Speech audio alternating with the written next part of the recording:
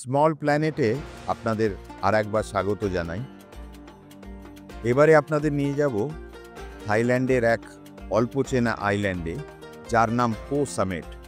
এটা Gulf of থাইল্যান্ডে। আপনারা ব্যাংকক এবং পাটায়া সম্বন্ধে অবগত আছেন। ব্যাংককে এলে সবাই অবশ্যই পাতায়া যান, আর সেই কারণে পাতায়া দিন দিন ওভার ক্রাউডেড হয়ে উঠেছে। তাই অনেকেই ব্যাংককের কাছাকাছি অন্য কোনো আইল্যান্ড বিচের কথা জিজ্ঞাসা করেন। ব্যাংকক থেকে 200 কিলোমিটার আর পাতায়া থেকে 80 কিলোমিটার দূরে এই কো সামেট আইল্যান্ড। ব্যাংকক থেকে সরাসরি বাস আসছে, এমনকি সুবর্ণভূমি এয়ারপোর্ট থেকেও বাস পাবেন সরাসরি রেয়ংয়ে।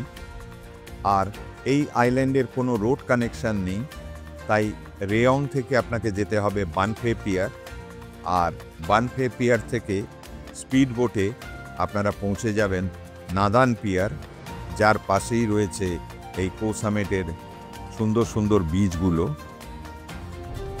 আমরা গাড়িতে করে বেরিয়ে পড়েছি। আকাশ মেঘলা হলো, দিনটা খুব সুন্দর।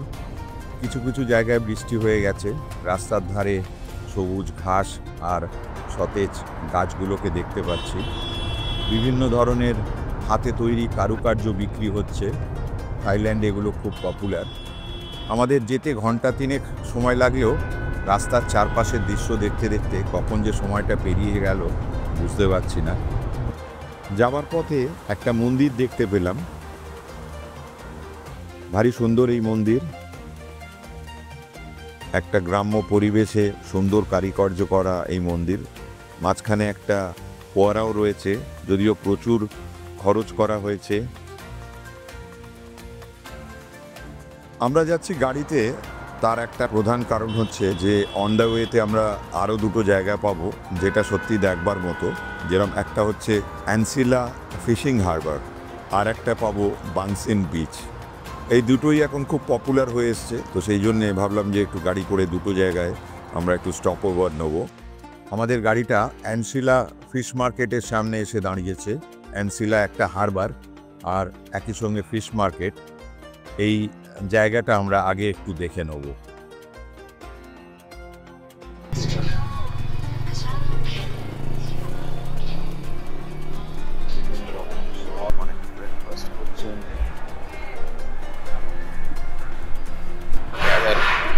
তিন দিকে সমুদ্র, মাঝখানে ব্রেকফাস্ট আর কেনাকাটা চলছে।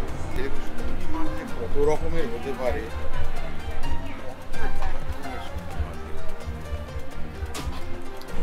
এটা স্কুইড, এটা দেখছেন এখানে দেওয়া রয়েছে, বললেই ওরা দিয়ে দেবে। আর ওই নাম প্রিকপ্লা আর প্রিকপাও দুটোই রয়েছে। এই দুই ভাই একেবারে জমিয়ে রেখেছে। বিভিন্ন ধরনের ক্র্যাব বলে, এগুলো তো মাঠ ক্র্যাব বেঁধে রাখা হয়েছে।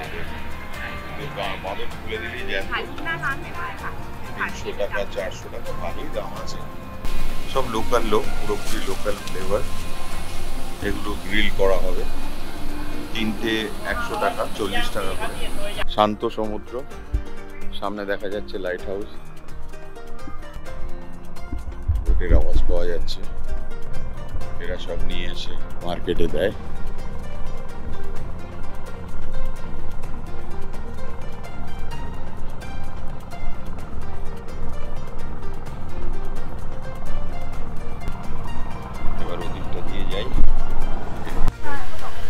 প্রত্যেকটা জিনিস ফটোজেনিক, ছবি তুলতে এত ভাল লাগছে কি বলবো।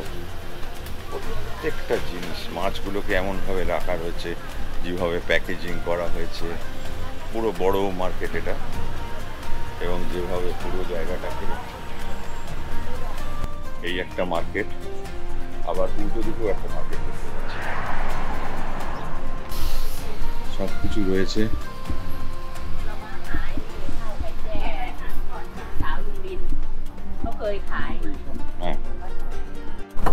বাই বাই অ্যানসিলা, ভেরি গুড মর্নিং ভিউ। এবার আমরা যাচ্ছি বাংসেন বিচ। দেখছেন অলরেডি বিচ এরিয়া, একই কন্টিনিউয়েশন। এটা হারবার, আর বাংসেনটা, অ্যানসিলাটা হচ্ছে হারবার, আর তার পাশে বিচ হচ্ছে বাংসেন। ছোট্ট বিচ টাউন বলে ভাববেন না যে কিছু নেই, সব কিছুই রয়েছে। ম্যাকডোনাল্ডস রয়েছে, আবার গরম গরম ভাজাও পাবেন এখানে, একদম সমুদ্র থেকে ধরবে আর ভেজে খাওয়াবে। ব্যাংকক হচ্ছে কমফর্ট জোন। একটা মানুষকে কী করে একটা কমফর্ট ট্যুরিজম দেওয়া যায় সেটা ব্যাংককের মানে লোকেদের চেয়ে মানে রাদার ট্যুরিস্ট অর্গানাইজার চেয়ে কেউ ভালো জানে না। অ্যাকচুয়ালি যে সমস্ত সমুদ্রে সবসময় জোয়ার থাকে, বেশিরভাগ সময় জোয়ার থাকে, সেইগুলোই খুব পপুলার হয়ে যায়। আর সব কিছুই রয়েছে এখানে, ওয়াটার স্পোর্টসও রয়েছে, এন্টারটেনমেন্ট এবং অ্যাট্রাকশনের কোনো কমি নেই। ফটোগ্রাফি লাগছে, দেখুন সুন্দর। হ্যালো, সবারই আপ একটা স্ট্রিট ফুড সেন্টারও বলা যাবে, যেটাকে আমরা কথাসুলভ মাছের বাজার বলি।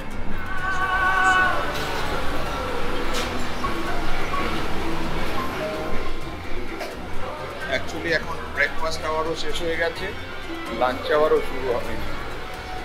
হয়তো খুব বেশি অ্যাক্টিভিটি এখানে দেখতে পাওয়া যাবে না, তবে ব্যাপারটা বোঝা যাবে যে আমরা কোন জায়গায় এসেছি, এখানে মানুষ কী করে। এখানে পেয়েছি মাছের ড্রিম, প্যান্ডেন লিভসে গ্রিল করা হচ্ছে। সুরজিৎ একটা খাবে আর আমরা দেখবো যে কী জিনিসটা ব্যাপারটা। Give me one. Ko Samet বেশ নির্জন, তাই সমুদ্রকে অনেক বেশি উপভোগ করা যায়। আমরা এখন যাচ্ছি রেয়ং, ওখান থেকে স্পিড বোটে কো সামিট।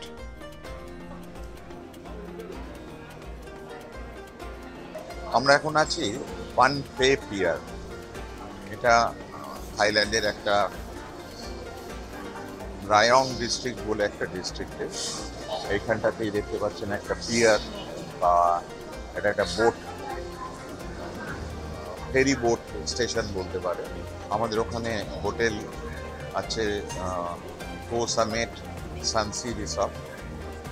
তো ওটা সাইকিউ বিচ, সেটা সবচেয়ে বিখ্যাত বিচ আর কি, একদম বিচের ওপরই হোটেল।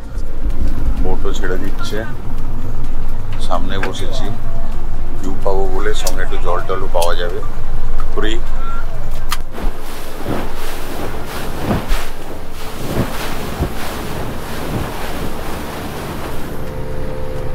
দেখা যাচ্ছে নাদান পিয়ার, ওইখানে আমাদের নামাবে, আর ওর কাছাকাছি আমাদের হোটেল।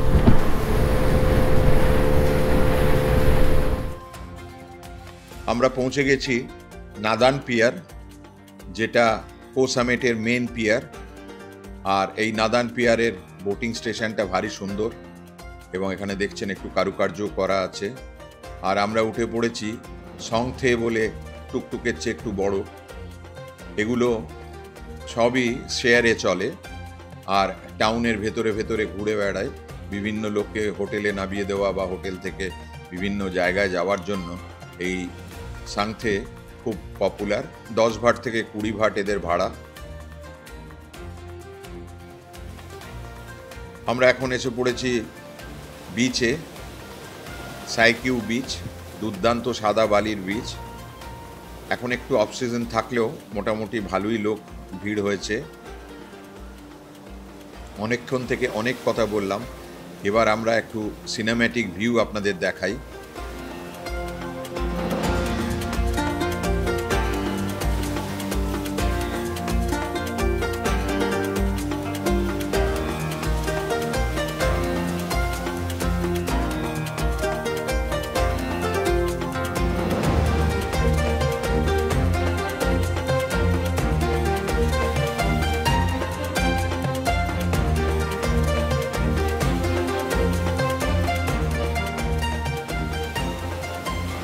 এবার আমরা বেরিয়ে পড়েছি কো সামিটের বিখ্যাত বিচ টাপটিম, এইটা দেখার জন্যে। তবে এই বিচগুলো মোস্টলি ফ্যামিলি বিচ, সব কিছুই আছে, বার, রেস্টুরেন্ট, পাথর দিয়ে অনেক স্ট্যাচু তৈরি করা আছে, আর হাওয়াও চলছে ভারী সুন্দর। পাথরের বুকে সমুদ্র আছড়ে পড়ছে। আর এই বেশিরভাগ বিচই হচ্ছে হাফ মুন বে, এটা অর্ধচন্দ্রাকার বিচ, খুব একটা বড় নয়, কিন্তু জল খুব স্বচ্ছ এবং ঢেউও খুব কম, তাই জন্য এগুলোকে ফ্যামিলি বিচ বলা হয়। প্রত্যেকটা বিচের সামনেই দেখছে ভারী সুন্দর গার্ডেন তৈরি করা আছে। আর মাছ ধরা এখানকার তো বিখ্যাত একটা কাজ।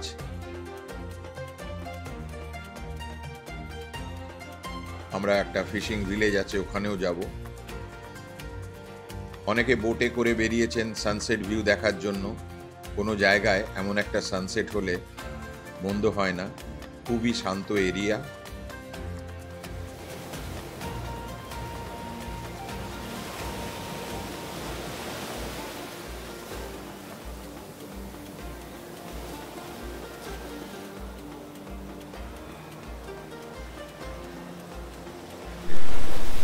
এখন এসছে সানসেট ভিউ দেখার জন্য।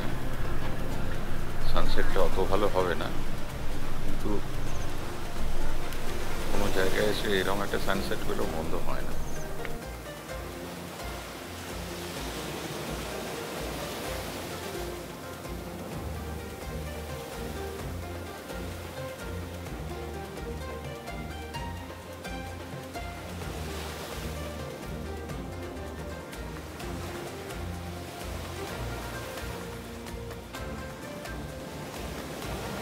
এবারে এসছি প্রাও বিচে। এটাও সানসেট বিচ, খুবই সুন্দর জায়গা এটা। শান্ত সমুদ্র, বিচের তেমন লোকজন নেই। আর দেখতে পাচ্ছেন কমলা রঙের সূর্যাস্ত ছড়িয়ে পড়েছে চারিদিকে।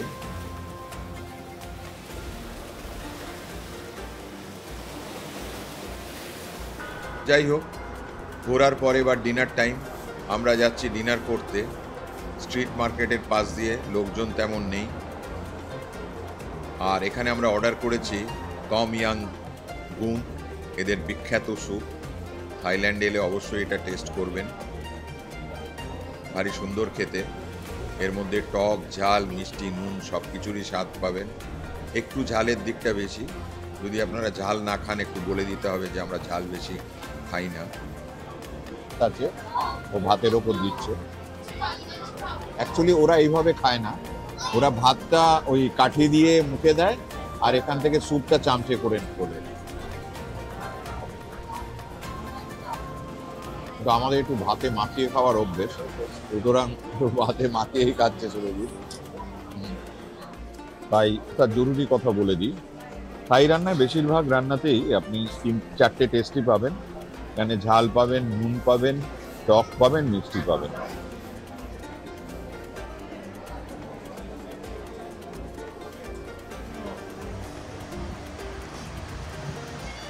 ডিনারের পরে আবার চলে এসেছি আমাদের হোটেল সাইকিউ বিচে। এই বিচটাকে পার্টি বিচ বলে ধরা হয়। এখানে রাত্রিবেলায় অনেক কিছু ফায়ার শো হয়, বিভিন্ন রকম ডান্স, নাচ, গান, খাদ্য পানীয়র বিরাট উৎসব চলে এবং বেশ রাত্রির অবধি এটা চলে। ফায়ার শোটাও খুবই দর্শনীয়। এখানকার লোকাল ছেলেরা এবং মেয়েরা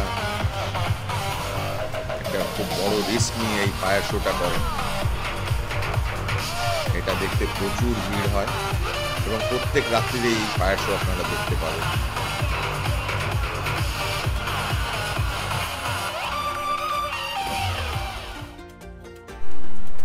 সকালবেলায় বেরিয়ে পড়েছি, এই সময় আবার একটু সমুদ্রের অন্যরকম রূপ থাকে, অনেক দূরে চলে গেছে।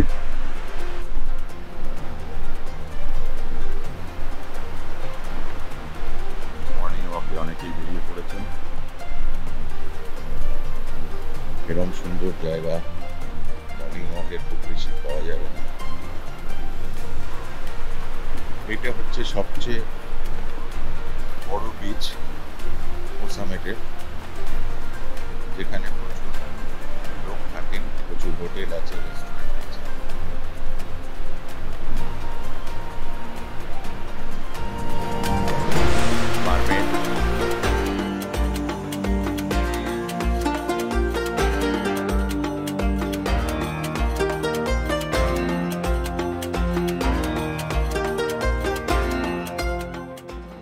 এবার বিচ থেকে হোটেলের দিকে যাচ্ছি, সেখান থেকে একটা স্কুটি নিয়ে চারপাশের বিচগুলো ঘুরে বেড়াবো। এই স্কুটি নিয়ে আমরা বেরিয়ে পড়েছি। বিচগুলো খুব কাছাকাছি, সংথেতে গেলে অনেক বেশি টাকা লাগবে, কারণ প্রত্যেকটা জায়গায় আপনাকে বারবার যেতে হবে। এই রাস্তাটাতে অনেকগুলো স্পিড ব্রেকার আছে, তাই একটু সাবধানে চালাতে হবে। তবে এই সমস্ত জায়গায়, এই বিচ আইল্যান্ডগুলোতে এলে স্কুটার হচ্ছে সবচেয়ে ভালো। আর যদি দুজন থাকেন তাহলে সবসময় এটা স্কুটার নেওয়াটা উচিত হবে। আর লাইসেন্সের খুব একটা ইয়ে নেই, আমাদের ইন্ডিয়ার লাইসেন্স হলেই চলবে।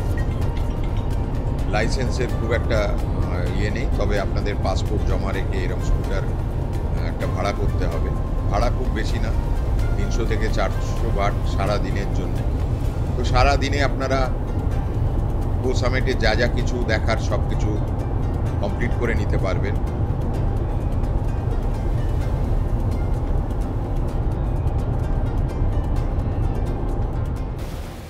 তো এখন আমরা এসছি আওয়ং দুকান বিচে। সকাল সকাল লোক তেমন নেই, কিছু লোক মর্নিং ওয়াকে বেরিয়েছেন, কিন্তু সমুদ্রের রূপ ভারী সুন্দর। বাইক থেকে নেমে সামিটের বিচে চলে এসেছি। জায়গাটা খুব সুন্দর, দেখে মনে হচ্ছে এটা বোট স্টেশন।